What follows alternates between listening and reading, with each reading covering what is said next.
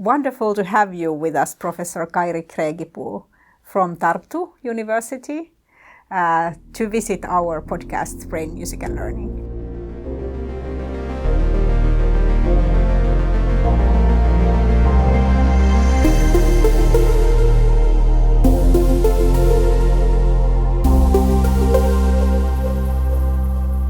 And we are today talking about a word that you mentioned in your talk, and that was the national brain. So can you explain what you mean by the national brain?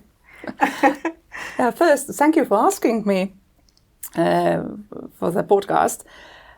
Yes, I use the word national brain because I think we have a lot of evidence that our long-term experience, for example, with the language we speak and we grow up with, shapes our brain.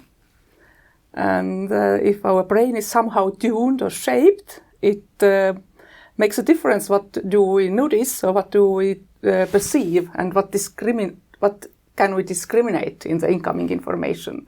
Yes. And that's what I meant by national brain. Yeah. So it's not only the native language, but it's also everything else that you hear. Like if you hear some musical sounds, or if you are taking part in an experiment, like a neuroscience experiment, and the sounds in that experiment are perceived differently by people who have different native language.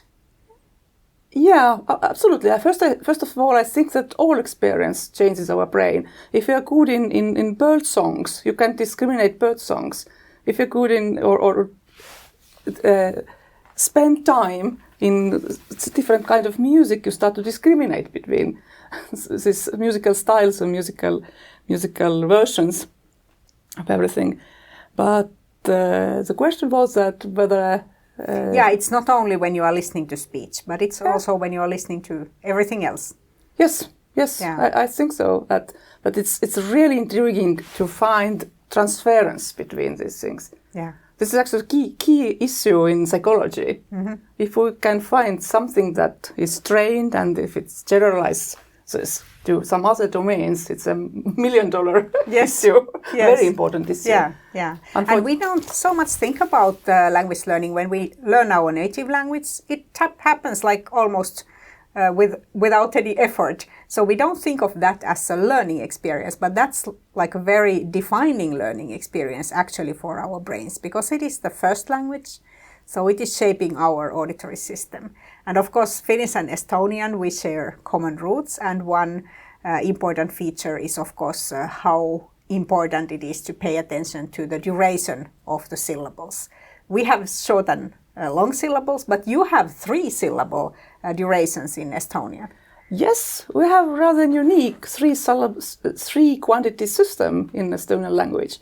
We have the short one, the long one, and overlong. And the difference between the long and overlong is not only the duration of the vowel, but it also has a small pitch change.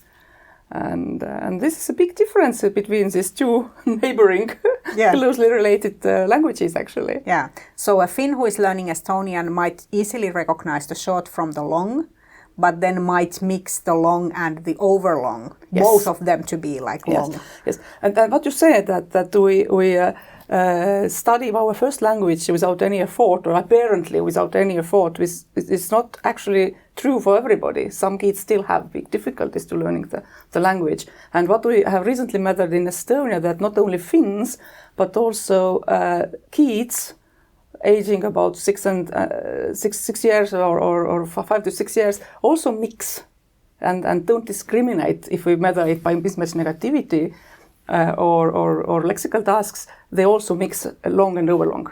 Oh yes. Yeah, it appears later for them as well. Yeah. So it is a feature in Estonian language that is quite demanding for the auditory system. Even in Finnish language, when you have children first learning to read and write, they would read mato and matto the same way because it's too similar acoustically. So those are very typical mistakes also for Finnish kids in reading and writing. And in Estonian also, one important thing is that if you start to read, we actually write long and overlong exactly the same way.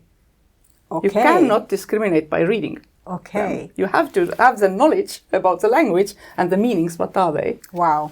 So that makes it even more demanding. So it's not like transparent from the text. No. Wow.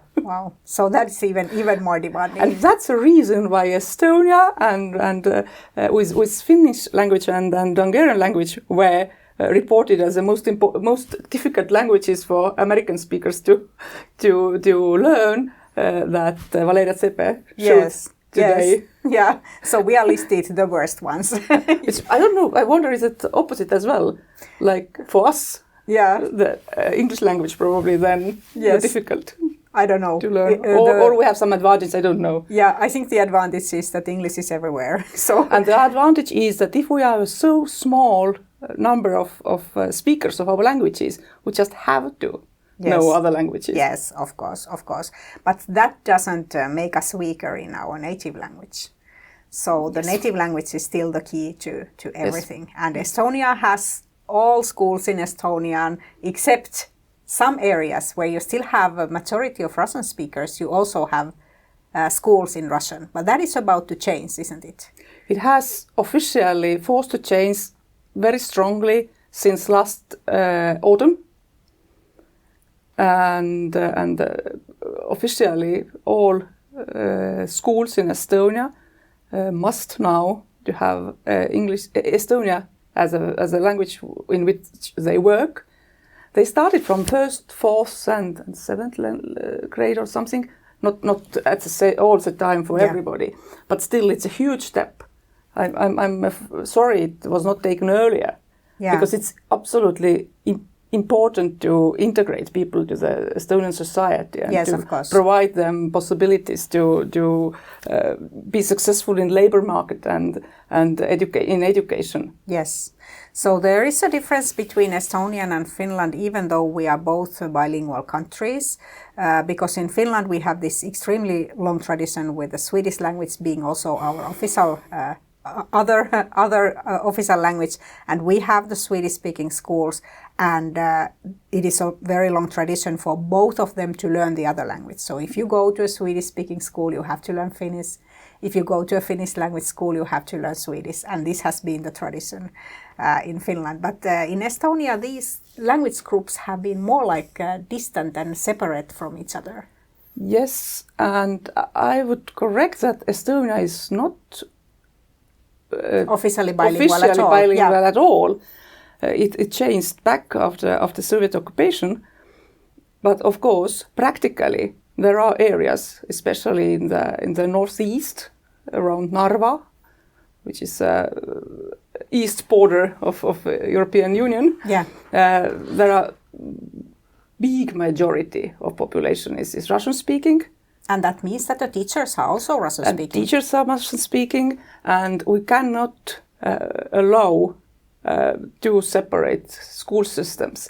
And we cannot provide teachers for Russian-speaking, educate teachers. Educating teachers is very expensive, and it's a huge job for universities and the state to do. Yes, and the universities are completely Estonian-speaking. Yes. Our universities are Estonian-speaking, and we would not accept teachers who nowadays get the education from Russia, because we don't trust their system. So all the new teachers, they all come from the Estonian universities, and they are Estonian speaking. So it is kind of obsolete. The Russian school has to disappear at some point, even because of the lack of teachers. Yes, but still the lack of teachers is prevalent in Estonia anyhow. It's state and universities do a big job to make teacher positions more attractive for young people.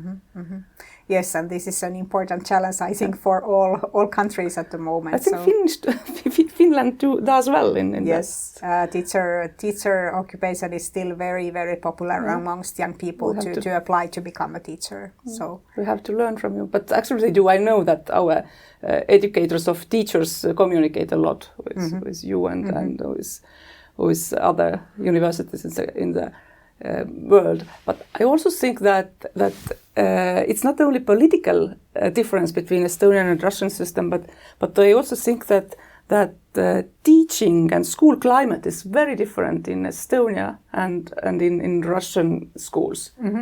Like we have more active, we kind of appreciate the independence of students and the equality is more evaluated in Estonia. Yeah. And that shows up also in the learning results, doesn't it? Yes. Of course, we also show a lot of depressive and anxiety issues in schools. We really don't know exactly how to reduce it, but it's a big challenge. Yes.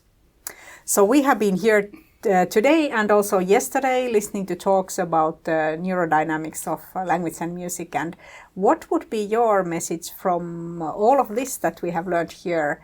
How would you see this relevant for the school systems?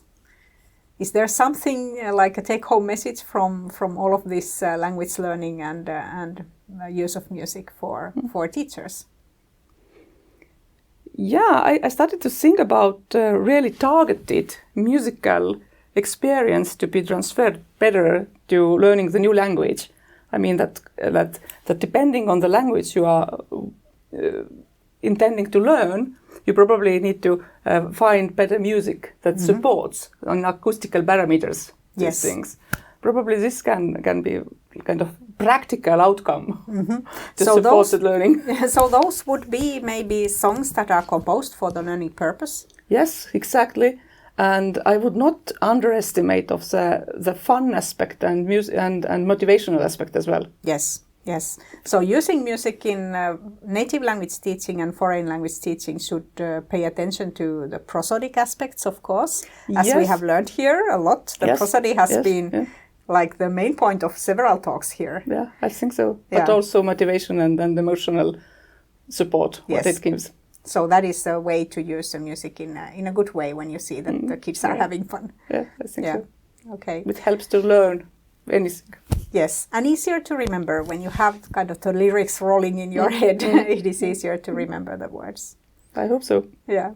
Thank you, Kairi, for participating. Thank you so much. Thank you.